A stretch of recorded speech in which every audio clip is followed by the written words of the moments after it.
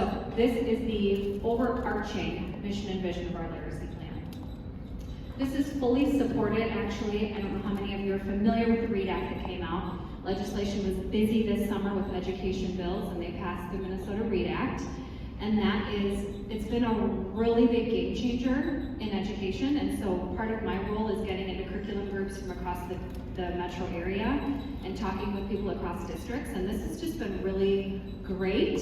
And it's a really big initiative in terms of education. And so I'm going to talk just about 3 big pillars, and then I'm going to pass on to have these folks tell you how it really looks in the classrooms, which is really important. But the READ Act, it's a funded bill that was passed this summer, and it really is around ensuring that every child is able to read, and it replaces that read by 3rd grade, if you're familiar with that. And so there's some specific pieces in place that they're saying that districts must do. And so I'm going to share with you the expectation from the READ Act, and then I'm going to share with you our response in Edina, so just that you kind of understand. This is what the state is telling us we have to do, and this is what's happening in Edina, because it's kind of exciting. Okay?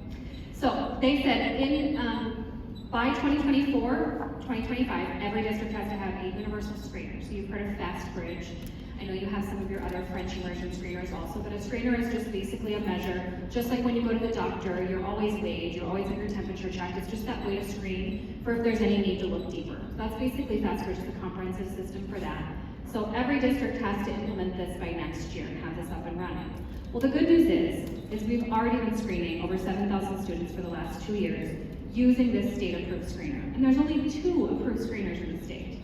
So we started this work, again, way early on, and actually first K-1 had been using it for a very long time, but really we are now K-10 using the screener, so it's already baked in the system, right? So we're already using it. So this is great news, we're already ahead of the game. The next pillar here is that districts must train their teachers around the science of reading. So there's a few platforms that have been approved by NDE. There's three of them. One is CORE, one is LETRS, and I can't remember the other one. It's out of the University of Minnesota. I think it's a homegrown one, I'm pretty sure. But LETRS is the language essentials for teachers of reading and spelling, and so this is a very rigorous PD platform. And when I say very rigorous, I mean 144 hours of teacher PD around very rigorous reading fundamentals. And so this is a very huge task for teachers to take on. It's a very huge task for districts to take on. As I'm in these curriculum groups with districts across the state, they are very, very worried and wondering how. We all agree it's needed, but we're not sure how. Well, the good news is we already have 300 teachers enrolled. They've already been doing this for 2 years. We have about probably 30, I'm looking to see, about 30 who've already graduated, right? 144 hours in every school. There's representation from every school, teachers who've gone through all 8 units. So we are, again, ahead of the game. So the reason I share that with you is because I think it's really important that we remember our motto is defining excellence. And when I see the state put out legislation, and I look back and I say, oh my gosh, this is so validating. This is so validating. We're already, I get chills when I talk about this, because this is what these people are already doing. And it's amazing. And our leaders are supporting it. They're right alongside of us. We're all in the LETRS admin course, so all of our principals are being trained also. So it's just fantastic. And I have to say, in terms of defining excellence, as I pass the mic to Sandra Harley, I shared with you I've worked in 3 districts. I've worked with, oh my goodness, many, many, many principals. Rarely do you find one as good as Mr. Holden, and I do not say that lightly. His positivity, his alignment, his partnership with us is so great, and his ability to inspire his teachers is so great. And this coach and these teachers, literally, I've worked with hundreds. They're the best. I'm not even gonna say some of the best, they're the best. Yes. So, with that, I'm gonna pass on and let them give you the good stuff. So, it's great to see you guys. Hello and welcome. I'm Sandra Harley, and literacy coach here in Edina, and one of the schools that I support is Normandale. And so I am, oops, I think I'm going the wrong way. I know I am. And so one of the schools I support is Normandale. And I'm happy to share with you a very big picture overview of the science of reading. It literally is sweeping our nation right now as a defining movement around literacy practices. And so what is it? It is a scientifically based body of research around issues with reading and writing. The science of reading and the research gives us information on how a student learns to read and also what's happening in their brain when they're struggling to read. And so there's been thousands of studies, they've been in multiple languages and defined by researchers in many different fields. So there's been cognitive psychologists, school psychologists, developmental psychologists, and some of the newest research is coming out of the neuroscience field, which is really fascinating. And I promised Chris that I would not get too deep into the anatomy of the brain, so I'm not, but I do want to share this. Neuroscientists are looking at the human brain through fMRI scans, and they are noticing that as skilled readers, many different regions of the brain are lighting up, and there's neural pathways that are lighting up and connecting those regions of the brain. Then they're taking a look at those fMRI scans of the human brain with a struggling reader, and they're like, okay, so limited regions are lighting up. In some cases, there aren't any neural pathways lighting up. They're taking that particular individual, and then they are providing some very explicit and systematic instruction in about approximately 100 hours. They're going back and revisiting that human brain, looking at it through the fMRI scans, and they are noticing that the pathways are they're starting to light up. Different regions of the brain are lighting up, and the circuitry is being formed. And so that's just fascinating information for me, and I kind of feel like this research and the science is validated, right? It's validating for us. And so that science and that body of science has concluded that 95% of students can learn to read with explicit and systematic instruction. And so why the science of reading? Here in Edina, we are committed to improving student outcomes for each and every student. We want to be proactive. We want to provide early prevention. And so one of the ways we're doing that is we're looking at the screening to intervention data at the very onset of school, and we are putting interventions in place for students that are at risk of not meeting benchmarks. And so, next slide. And so this is a theoretical framework that supports and defines the science of reading. It's called the simple view of reading. I'm just going to go over this very quickly. And so basically all this says, and again, it's simple, but yet it's also complex. Reading comprehension is the product of word recognition and language comprehension. And so, for example, if there is a weakness in one of those components, then reading comprehension is going to be weak as well. This is a visual metaphor of the simple view of reading, and so you can kind of see on the left at the top there, language comprehension is one component, right? We just talked about that. And then word recognition is at the bottom. And so for each one of those subcategories, those are skills. Those are skills that students need to be taught. And so each one of those skills is represented by a strand of the rope. And as students become increasingly strategic or increasingly automatic, that rope gets tighter and tighter and tighter, and that representing that of a skilled reader.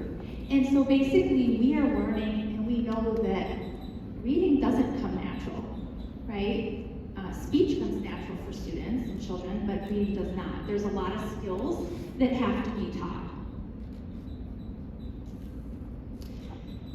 And so as a result of all of our our science of reading journey, we have some shifts that are taking place in our belief system as teachers. And so some of the bigger shifts are listed here. And so the first one being that reading is natural. That may have been something that some teachers had believed, right? That reading was natural. And we now know that it's not. Reading is extremely challenging. Second is there are many ways to teach reading. well, we're learning in the science of reading, those methods are most effective. The third one, student reading is the product of variables we cannot change. Well, student reading can be improved through explicit instruction, right? We, going back to the neuroscience, we know now that 95% of students can't learn to read with explicit, direct, and systematic instruction. And then wait and see if students will catch up? Absolutely not. We know better. We are providing, like I said, we are looking at screening data. We're putting instructional matches in place, interventions. We're parks monitoring those interventions, and with the goal of making sure that kids are meeting end of year benchmarks. So we're not waiting for kids to catch up. We're not going to say, oh, you know, they're not reading well in kindergarten, maybe in first grade, right? That may have been a mindset a while back. That is not our mindset today. And so with all of that, all of the science has basically supported the National Reading Panel in identifying 5 key concepts at the core of every effective reading instruction program: phonemic awareness, phonics, fluency, vocabulary, and comprehension. And I'm going to pass this to Laura and Jennifer. They're going to speak to these pillars of reading, but I just want to close with just saying that watching students learn to read is truly magical, but knowing how to get them there is science. So here are 2 amazing literacy specialists at Normandale.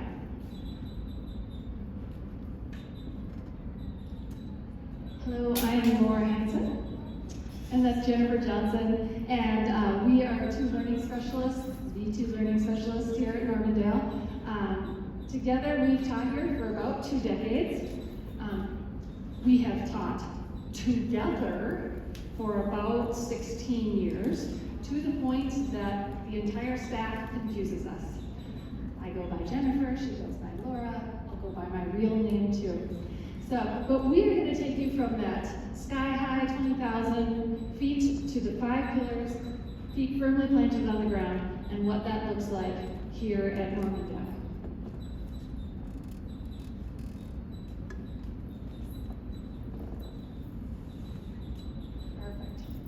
So the first pillar is phonemic awareness.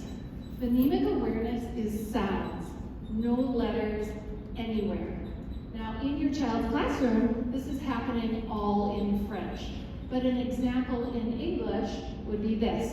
I'm going to give you 3 sounds. You make the word. Here we go. L-A-G. Log. I'm going to change 1 sound. You make the word D. A-G. That's phonemic awareness. Okay, and then that is our foundation. Once we know that students are aware of the sounds and they can manipulate the sounds, change the sounds, take sounds away, put sounds in, then we start to attach the letters.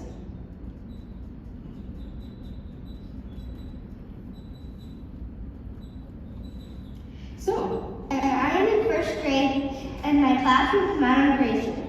awesome, what school do you go to? So I got a Normandale French immersion, and so I love reading. It just improves me, and I also, if I don't get with the pictures, reading helps me a lot. And I read a lot of non-picture books before. I even read a 60-something page book, and I'm in the middle of reading a 100-something page book. What has helped you? What has your teacher done to help you be a better reader, Edina? So she does these sounds. How does she do it? Give me an example. So she does this with her hands, like s, so, b, j, bonjour, things like that. Very good. What are some things that you hope your teacher does for you next year to help you continue to be a better reader? Tell me words that I can't read in French and that make no sense in English. I love it. Well, thank you so much. That was wonderful. So that was Amina. And does anybody know Amina? Yes. She's the perfect child to explain phonemic awareness and phonics, because She likes to use her words. So then phonics is where we attach the letters to all those sounds. And the nice thing is that lots of the sounds in French are similar to the sounds in English. Maybe the vowels are different. So when we are working on sounds, so we take that example from, let's say sha, right? And we have the two sounds, sh, ah, sha. Okay? Then we can use our two fingers, right? And dyslexia, Orton-Gillingham indicates that you have twice the neural pathways going when you trace with two fingers. So it's always two fingers. And then we trace those letters, the C and the H, the A and the T, that go to those sounds. That's how we attach the letters that go to the sounds. And then we can again go back to the phonemic awareness. Now we can say, all right, we're going to change sha to ra. Touch the box where the sound changes. We're looking for students to touch the first sound, to then erase those letters that used to say sh, and now change that sound to and to trace it. That's phonics. Now, in our classrooms, as part of the LETRS curriculum, we have sound walls. And in French, what that looks like is usually a sound stair. And what that does is that allows students to see our mouths as teachers, constant visuals of a mouth, and also the gestures in French that go with the sound. So the first sound on the sound stair is ah, ah. Look at my mouth, it's nice and wide open. Ah. And then here's the gesture for ah, ah. The next sound moves to a French nasal sound, which is the A and the N together. On. Is it a little hard to hear the difference between ah and on? My husband thinks it really is. But you add the gesture to it, and all of a sudden we have ah, ah, ah, on. That gesture, along with the picture, along with seeing it on the sound stairs, helps students recognize the difference in the sound. So if their ears right away are not hearing the difference, we help them to see the difference visually and then to make the difference. And so we're using the mirrors for them to look at their own mouth, so they see their teacher, they see the image, and they see themselves doing it as they're making these different sounds. How long has Normandale been using those gestures? So in kindergarten, those gestures have been around for as long as I've been here, so at least 20 years. And so I would say the big difference with the LETRS curriculum is now it's in every single classroom and it's put out in the same way. So as the student moves from one learning space to the next, they know exactly where to cue in for those phonic sounds. So here's an example in French, the gestures, so b, b, b, which can sound very much like d, d, d, and t, t, okay, depending on how a child hears the sound. So we have the gesture to go with it. And then, as students transition into third grade and we teach them to read in English, now the letter A doesn't say ah, it says ah, like an apple. Pick the apple from the tree. Okay, so those gestures, they help them move from one language to the next. So here's just an example of the sound stairs. Those are all of the sounds in blue, and then that's just in my classroom, the bottom stair. So you can see the E sound, the gestures, the picture of the mouth, and then some words our first graders are learning. Then the the sound that does not exist in English. It's hard for our mouths to make, and it takes a lot of practice, like lune and the jus. And it's very close to the sound ooh, which is easier to make and comes out of students' mouths more often. So you can see why having the image and the gesture for and ooh, and then practicing with those words that they're learning is very helpful. All right, we're going to jump into fluency. When we talk about fluency, normally we're talking about the rate that someone is reading at. So that would be how fast they are. they fast? Are they slow? Are they right in the middle? So it's easy for us to look at fluency rate because it's one of those quick tests that we can do in order to determine how fast are they reading. But under the fluency umbrella, there's also prosody. Prosody is what they sound like when they read. Do they read with expression? Do they stop at punctuation? Do they give certain punctuation a lilt, maybe like a question mark? Or are they forceful with an exclamation point? And then the most important part of prosody would be the phrasing. When we read normally, even when we speak normally, we put certain groups of words together. And as we put those groups of words together, we create meaning. When kids start to do that and start to sound less robotic, but have that phrasing, that tells us that they're understanding what they're reading. But here we talk a little bit about fluency rate. And that fluency, all of it together, the rate and the prosody, kind of makes that link between decoding and phonics over to comprehension. The faster that a student can read, especially with greater prosody, those kids, we know that they're understanding what they're reading more because they're leaving some cognitive space in their brain to understand while they read. So one of the techniques that we use in first and second grade and in 3, 4, 5 as needed is repeated oral reading. So that's part of the FAST bridge. When we know that students need to work on fluency, we have materials and time in our day built in to work specifically on that. It's also built into our first and second grade French curriculum. If you have a first or a second grader, you've probably seen PALS. It's available in English, but also we use it in French.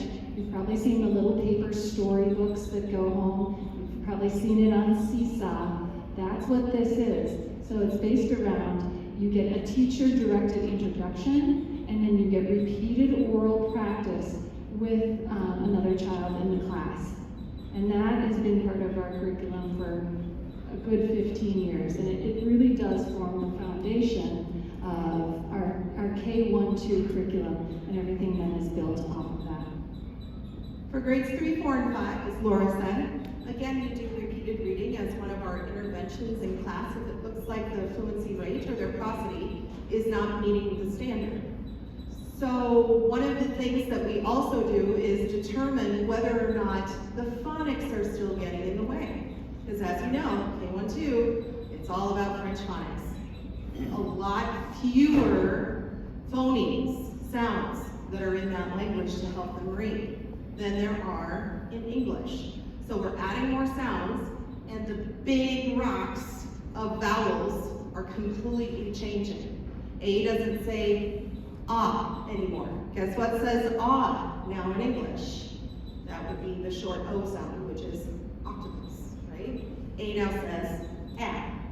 So we have to determine, is this just more practice that is needed for this child, and they need to do more repeated reading? Or are there still some phonics holes where they need some more explicit instruction to determine getting some of those big things down in decoding before they move on to practicing that fluency piece? So vocabulary. Normandale is all about vocabulary. How many of you have been to a kindergarten sing-along? Maybe? No? Just 2? Wow. If you think about what we're trying to do here at Normandale, teach them a second, and in some cases a tertiary language, we're always presenting vocabulary, and it's all new vocabulary. I remember the days of teaching about les voyageurs in 3rd grade. Had some fun things, like we made a cap, and we pretended to be rowing in a canoe, but that 3-week unit was all about brand new vocabulary. Lots of songs were involved. So vocabulary is a key to comprehension, especially as these kids go up into the upper grade levels. Now decoding is starting to become a piece of cake. Now their fluency is starting to rise up, so vocabulary is going to play a big part in, as they go up the levels, how well they can understand what they're reading.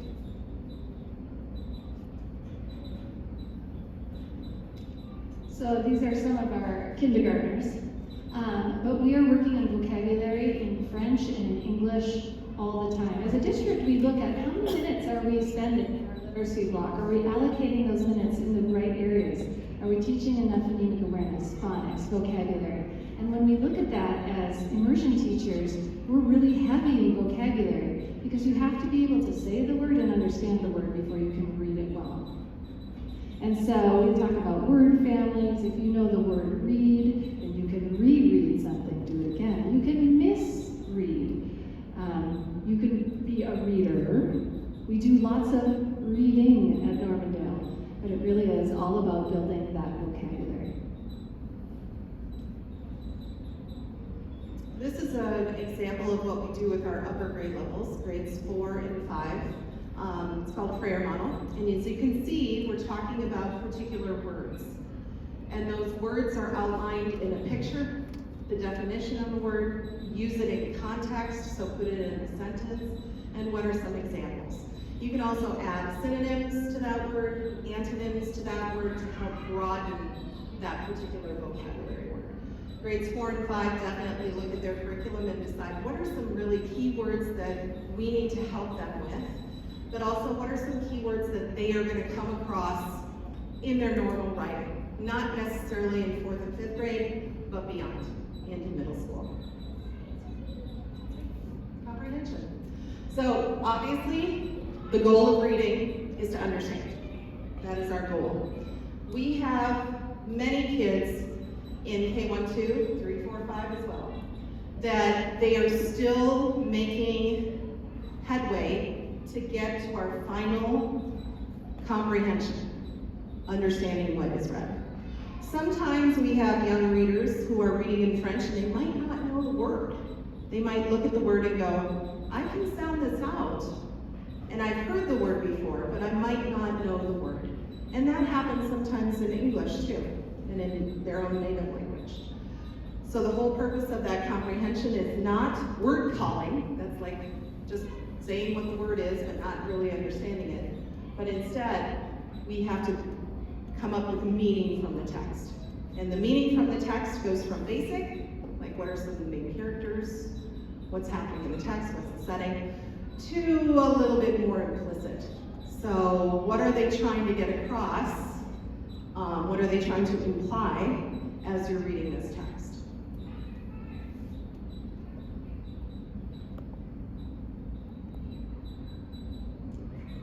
So to wrap our portion up, and we're available to answer questions as well. But the big picture here at Normandale is in K1 and 2, we're working really hard to look at each child as an individual, see their needs as a reader, address those needs very systematically in French, and break the reading code. For those of you that have students that are in 3, 4, 5, you may have noticed that they become English readers more quickly than you expected. And that's because they already learned how to learn to read. Now they just need to apply the phonics, apply the sight words, build their English vocabulary. So all of this goes together in French and in English and creates your bilingual readers that thrive as learners here in Edina Public Schools and in the world.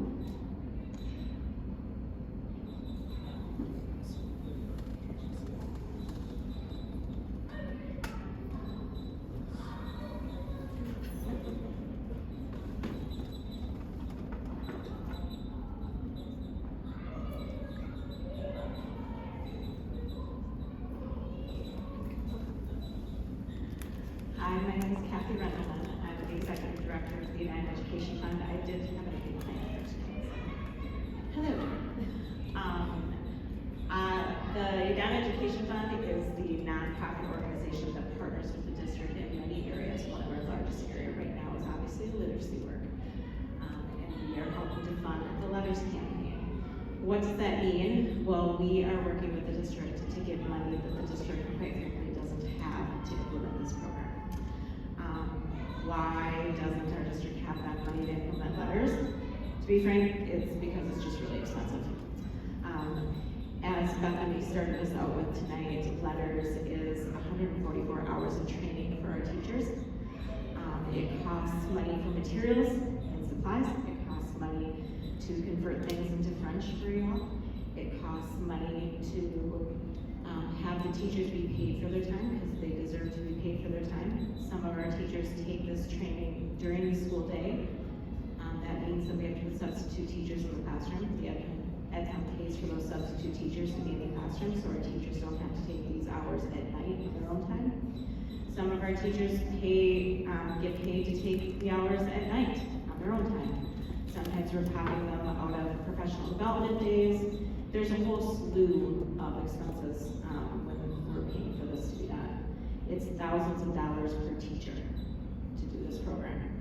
And we are training every teacher in K through 5 in LETRS, all of our classroom teachers, all of our special education teachers. We've got media center teachers that are lining up to get this training. All of our English language learner teachers, our multi-language teachers there, sorry. Who am I missing on the elementary list? We are speech pathologists. Speech pathologists, yep. And then our SPED teachers. And our special education teachers. We're also funding ASPIRE, which is our LETRS program for those teachers that are working with kids that are slightly older. So your kids, when they leave here, they're gonna go over to Valley View. They'll be in the continuing French program unless you choose to opt out of that. But those teachers are being trained too, because believe it or not, there are kids that still need help once they leave this building in reading. So it's really important that we train our secondary teachers as well. So all of our teachers that are working with reading and language arts in our secondary buildings are going to be trained as well, and all of those special education teachers. So this is a huge undertaking.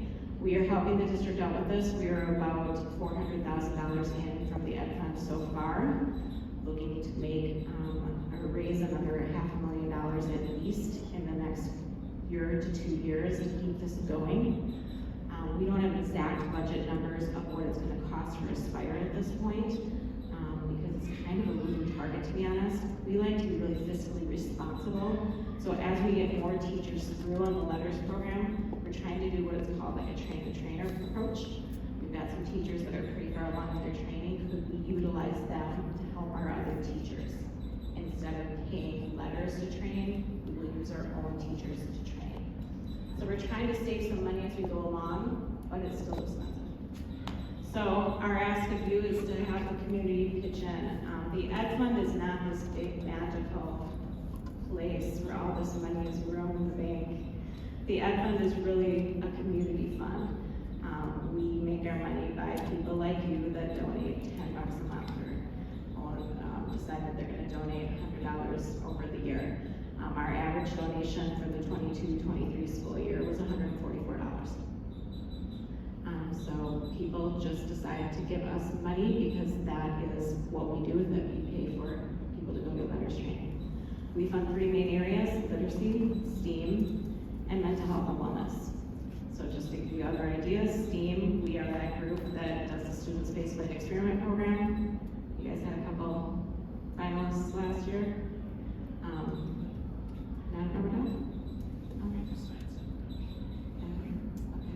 We also fund things like. There's always a difference. That's why people are here. They like that diversity. We do fund the band program, the orchestra program. I know you've got that here. Many of the arts programs that your kids will get into as they get older. And as far as our mental health goes, we fund all the therapists in the buildings.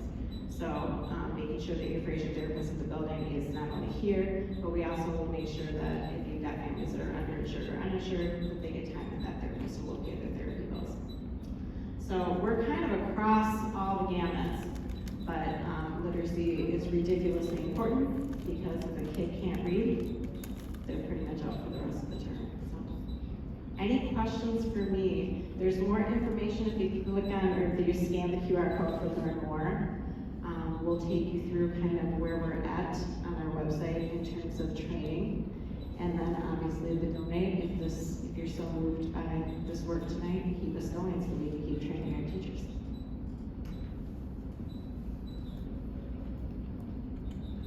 Can we give everybody a big round of applause, Dave? So they all work day jobs, and then when I tap them on the shoulder and say, hey, can you help me out with the presentation in the evening? They all said, yes, why not? We're passionate about this topic and we want to get the information out there to parents. So thank you, Laura, thank you, Jennifer, thank you, Bethany, thank you, Sandy. We'll open it up for questions. Are you guys okay staying for a little bit longer to take some questions if anybody has any? Raise your hand if you have. They were super thorough, but I'm sure there are questions. Yeah, go ahead. How can we support our readers at home? Great question. So that question is pretty specific, grade by grade. The best thing you can do, the best thing you can do, read to your child in your home language. And read to them a lot. And keep reading to them even when they become readers. Because they'll find graphic novels, which are lovely, or comic books, or nonfiction books. And sometimes they sort of get stuck in that realm, which means that they only learn the formatting and the vocabulary of that genre. And they're going to need to navigate every genre.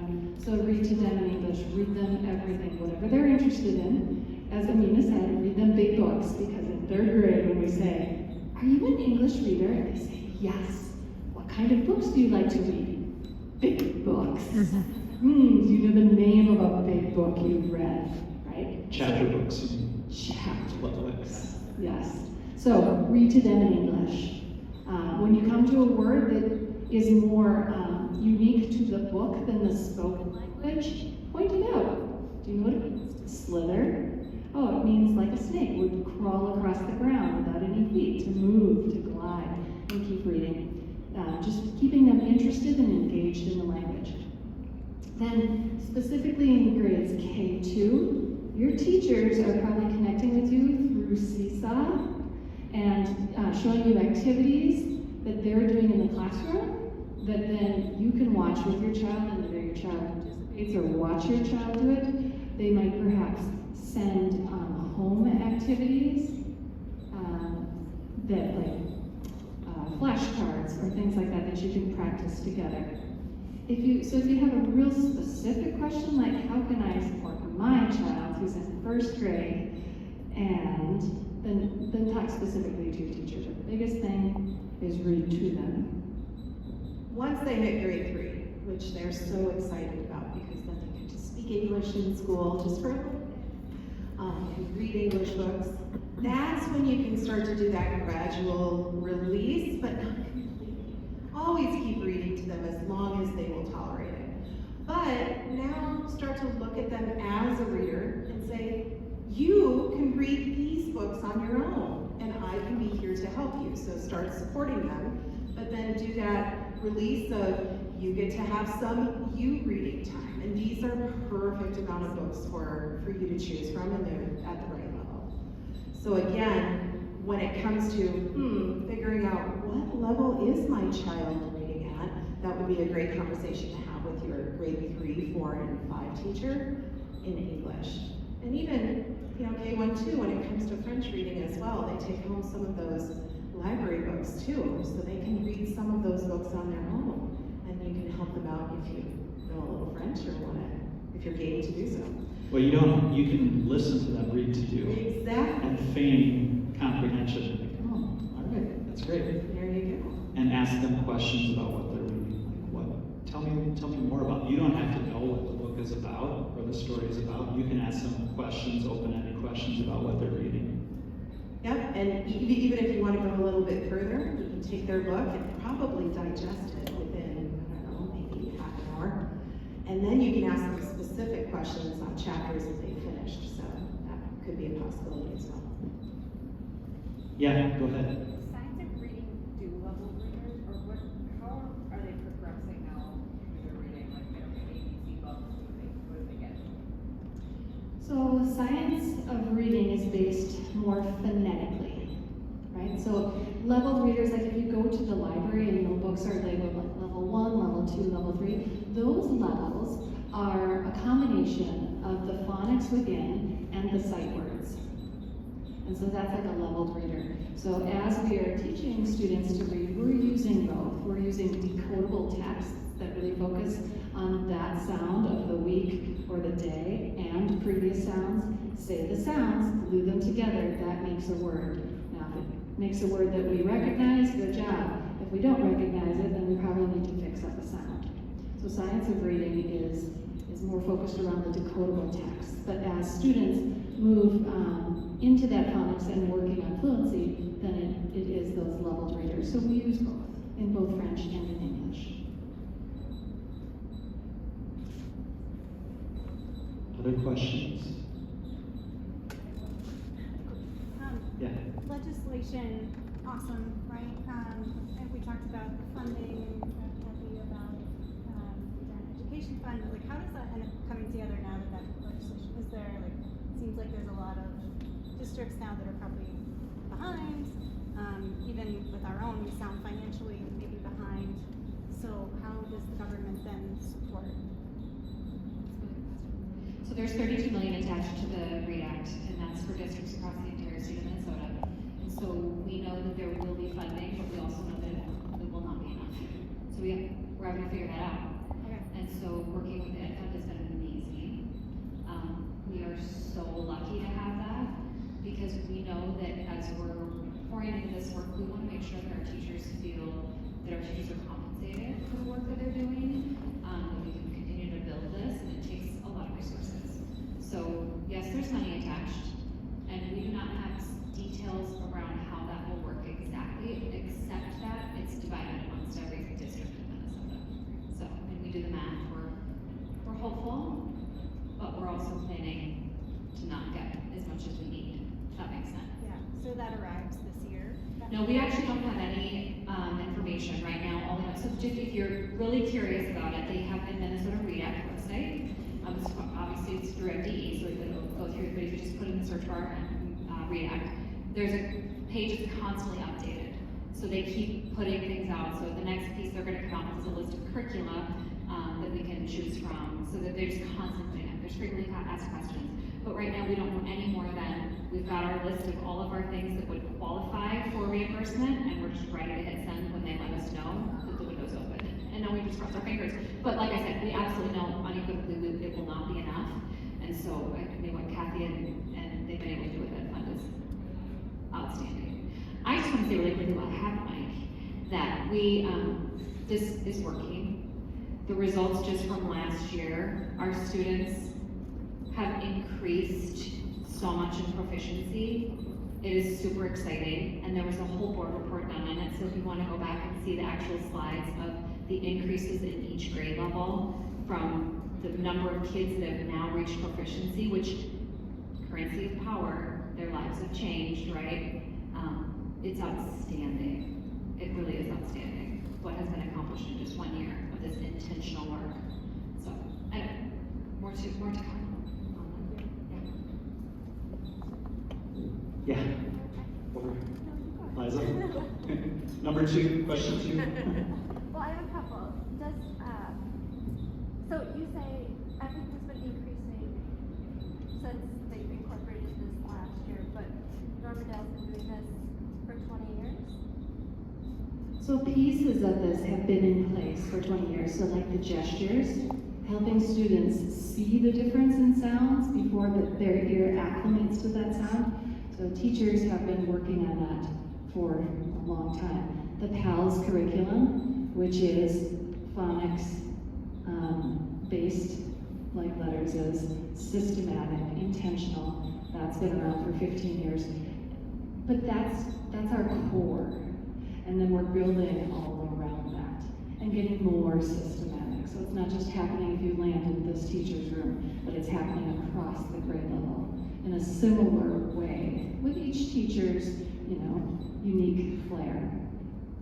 Specifically K-1-2, because we're taking kids who basically, most students that arrive have no knowledge of French. Like they show up in kindergarten, and you remember this, they'll go home and they'll be like, you'll be like, how was kindergarten? And they'll be like, it was great, I didn't understand a thing, you know? So we're literally starting at that foundational level, and so that's a big reason why the approach that we take at Normandale is the way it is, because we have to, but it's in French, and then, you know, those skills that they build in French, they tend to transfer. They don't transfer at the same time for every student, so we try and support them along the way.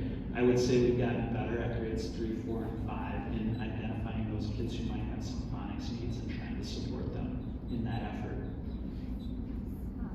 Secondly, with the technology that's been brought upon us with iPads and Chromebooks, I find learning is becoming more of a technology realm with Lexia or what have you. How much is that impacting our readers? Are they still getting the phonics awareness?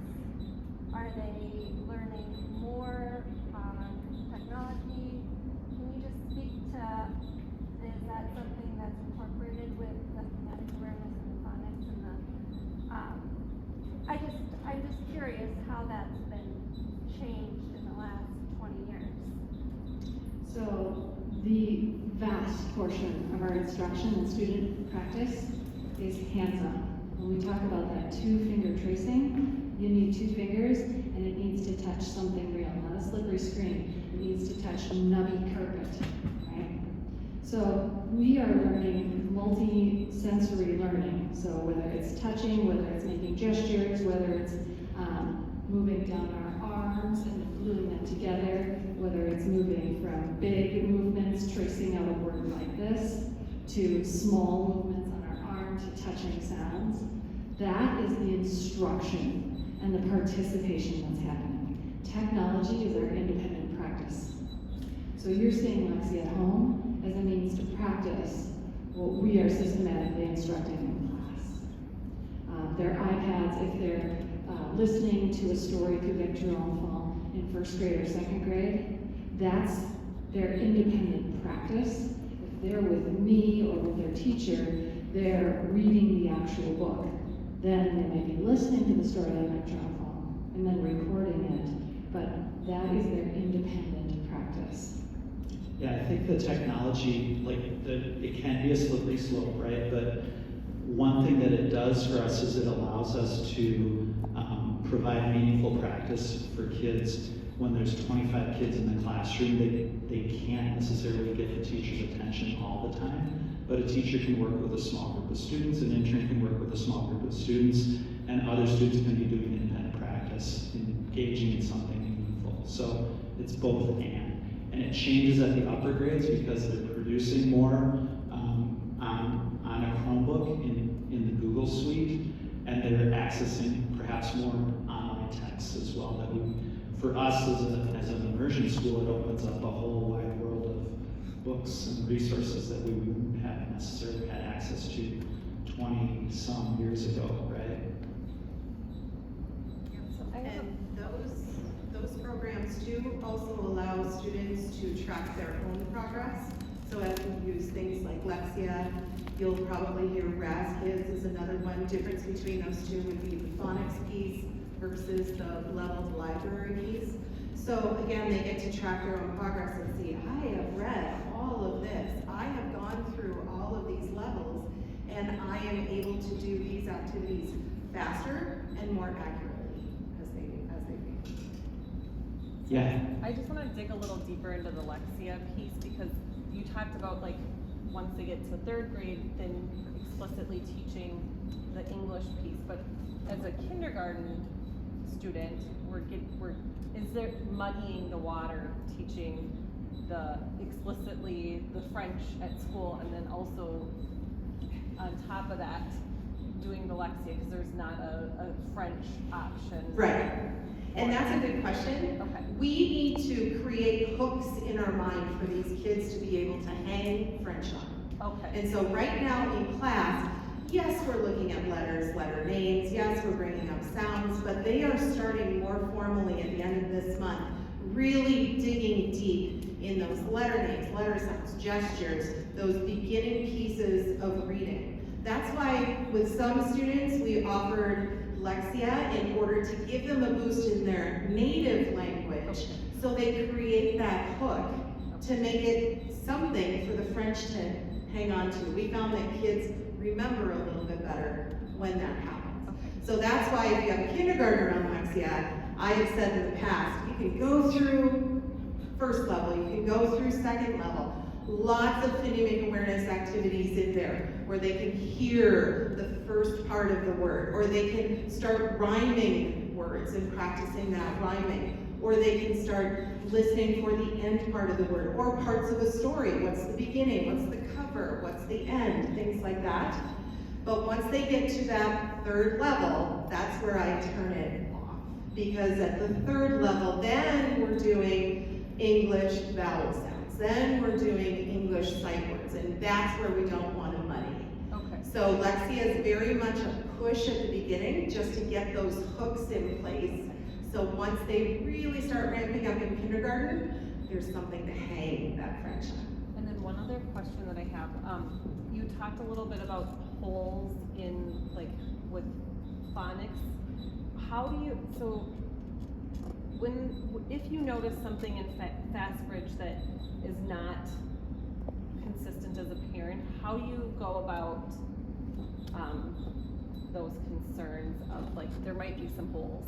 Like, I'm noticing some holes, because I brought it up a couple times to teachers, and they're like, well, their Fastbridge results are fine. The holes, are you talking about what grade level?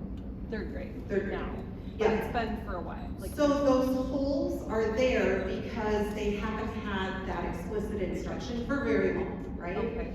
So what they've done is they've learned to read, they've learned to read, they've done their reading journey up to that point in French, but you've been providing all of the at-home reading in English. And so they pick up on some things a little bit faster and some other things not so much, because you're probably not providing that explicit instruction. You're just, for the enjoyment of reading, you're just reading every night, for example. So that's where at the beginning of third grade, we start that explicit instruction. So those holes then start to get filled. Yeah, because it's not showing up in Fastbridge, but I'm just, okay. Also know, like, Fastbridge is one piece of what we use, right? Some students show what they know, and it's a perfect snapshot of it. For other students, it's not that perfect snapshot. So that's part of what we do. We spend whole data days together as teams.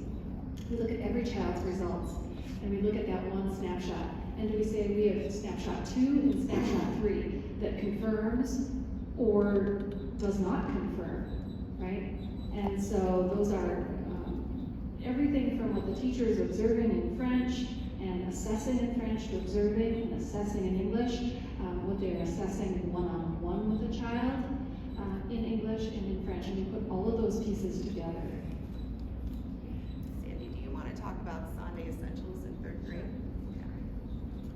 Because they have massive reach. Yeah, I also just want to make sure that we're all really clear, like when we think about Fastbridge, that's our screener, right? That's that temperature check, that's that real quick dipstick view of a student that might be at risk of not meeting an end of your benchmark. And then at that point, there are diagnostics. For example, if we have a student that's showing up as at risk, there's a diagnostic that is specific to Fastbridge that then allows us to see what those gaps are. We just take one step deeper, right? So we don't want to make a ton of decisions just based off the screener alone. We're actually looking at the diagnostic associated with that as well. And then Sunday, Sunday Essentials is a phonics-based program. It's very explicit, it's very systematic, and our third grade teachers, for the first time this year, have been instructing Sunday Essentials. They went to training. They are in the process of observing their colleagues right now and going to other schools and really refining that practice around, like, what does that multi-sensory piece look like? What does the pacing look like? And so this has been a really, really valuable piece, and we've had third grade teachers just in our PLC today say, this is the first time we've ever had this level of tier 1 resources, and it is really working. And so we're looking at those mastery checks in teams, and we're bringing that together and making really intentional decisions for students. So somebody brought up, so if you've been doing this for 2 decades or 15 years, what has changed? That really is a key component that has changed. When Jennifer and I taught 3rd grade together, and kids didn't know the short A sound, and it wasn't built into our curriculum, guess what? We went to Lakeshore Learning, and we found phonics books that would work on them. And then we taught them phonics out of that. But that was happening in our classroom. It might not necessarily have been happening in the same way in the 3rd grade classroom next door. Now, with curriculum like LETRS and then followed up by Psalm Day, we're ensuring that wherever your child lands, we can not only screen, dig deeper, and then provide the materials to practice those listening skills. And these phonics lessons are being done across the board. So all students, not just students who have been identified needing an extra push in one area. So even if they come up as being A-OK and fast, they're still getting these tier 1 lessons by their teacher and the mastery checks as well that happen either weekly or fortnightly. I was just wondering if you could speak to the value of using Raz Kids, which is one of the leveled libraries. If we're moving away from that into more phonics-based, and I wasn't here at the beginning, so I may have missed that, but just trying to understand the value of using that system where kids have to listen to the story first before they actually read it themselves, and is that developing the decoding skills that you're looking for these kids to be really solid in? That's a really good question. And if you notice with Raz Kids too, there is a certain level where that listening drops off. So it's more just them reading and them understanding the questions. So Raz Kids is a piece like a leveled library where you have the approximate level. It includes the phonics that they've been working on in class, but it also includes sight words, and it allows them to practice the skills that they've learned on maybe at the word level and the sentence level in a text level. Plus add to that the comprehension piece. So answering questions about what they're reading. Again, if you also notice on Raz Kids, each level has about, I want to say close to 20 books.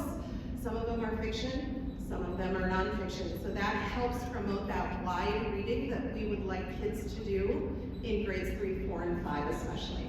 So it's mainly a tool in order to make it easier for families to have the level that their child is reading at and books that are